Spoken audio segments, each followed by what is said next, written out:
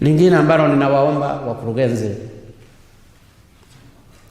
kaondoeni kero kwa wananchi wa maisha ya chini.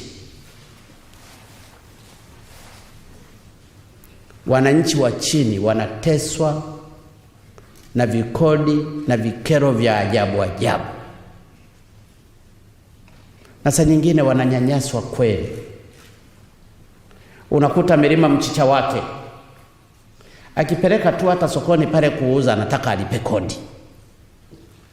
Mbolea hukumsaidia, maji hukumsaidia ya kumwagilia, lakini unataka kodi.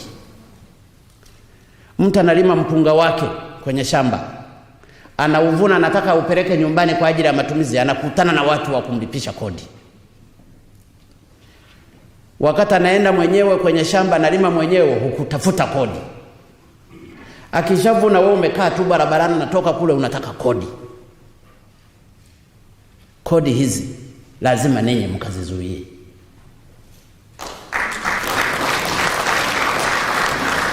Tuliahidi kutoa kero kwa wananchi, hatukuahidi kutengeneza kero kwa wananchi. Namwe ndaba sogokuru wacu yari umuvugishwa kweri, nagiye mbona bandungikira ka video karaho ngwe wese amuragurago, ntako mwabonye? Ngwe wese amuragurago ngo aba bantu ntibabaho, Abarundi baragoye, ngo zana amazi, ngo zana igitoro. Uraba iyo ikijya gihe ariko aravuga ati samuragurago, we bazokwiruka ko gitoro ko wabimye igitoro. None vyabaye. None si jambo ry'Imana aho ryari ko riravuga, yari ko atwigisha jambo ry'Imana. Kandi iyo mubonye ingorane ntimuze muvuge ngo ni ingorane, Imana ibigira yugurure. Nta mwana avuka atagise kibayeho, kandi avutse mu cabugira umunsi mukuru. Nta kiza cigera kiza utabaje guca muri bateme. Mubonye rero amageragezwa ntimuze muvyite ko ari karamite, sijuru rikorotse. Shetani irakora kugira ibuze ivyiza vy'Imana ko biranguka kuri iyi si. Iyo shetani rero no sommes obligés yo kuyigwanya. Shaka kugikorane cyo mu 12 tuzoba turi nk'abamarayika turiko duhimbaza Imana twamaze kwinjira mu gihugu.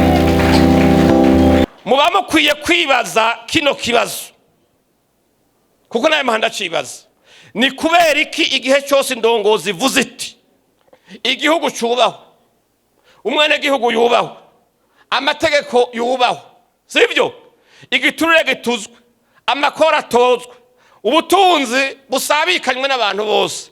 Iki namara cibaza ni kubera iki iyo hageze iki gihe ibisigo n'ivyari biryamye bihitarana n'ivyari ko bifata itiro rya mbere bikavyukira rimwe. Ahantu muzoze murahibaza ikibazo, kubera iki ico gihe Satana cyaro deploya amadayimoni yose akayabwira guhagurukira icyarimwe kugira ngo ivyo bintu bigwanywe. Imana tubabarire cyane. Kubera iki ibihe vyiza abantu muba mumaze imyaka muharanira, iyo mugomba mubona vyegereje mugomba kubishikamo, ni kubera iki mwemu ya Sekibi yamigomba gusebura muri bene vyo? Imana tubabarire cyane. Kubera iki ari abantu batimamukwa bagatangura kutabumbwa n'ivyo bafise n'ingero zabo? Umuntu mukicarana muguri ko wifuza kwicaraho yari yicaye.